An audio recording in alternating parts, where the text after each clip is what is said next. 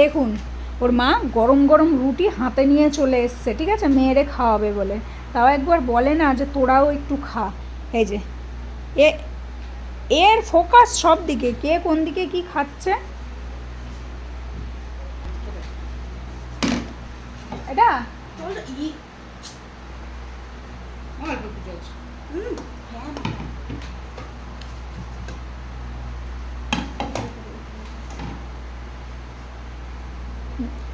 বাবা এর গায়ের উপর দিয়ে যাচ্ছিল। দাঁড়া ও আমার এক টুকরো দাও।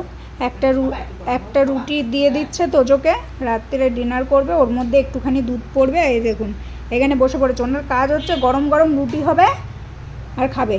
আর তোজোর ফোকাস হচ্ছে ওইদিকে, তোজোর থেকে রুটি চুরি করে তোজোর ছোট দিদি খেয়ে নিচ্ছে, ঠিক আছে, তোজোর ছোট দিদি চুরি করে রুটি খাচ্ছে।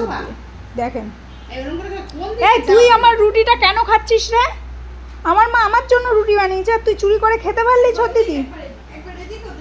আরে এটা তো আমার ফিক্সড, এই থালারটা আমারই, কিন্তু ওই যে তুই যেটা খেয়ে নিলি ওটা তো আমার কমে গেল, তাই না? ওটুকু তো আমি পেতাম।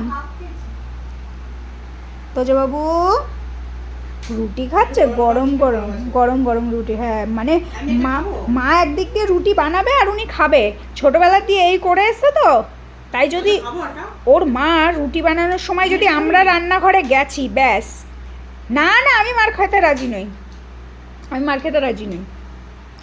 বাবা তোমরা খাচ্ছ বলে ও চুপচাপ রয়েছে, কিন্তু আমি খেতে গেলে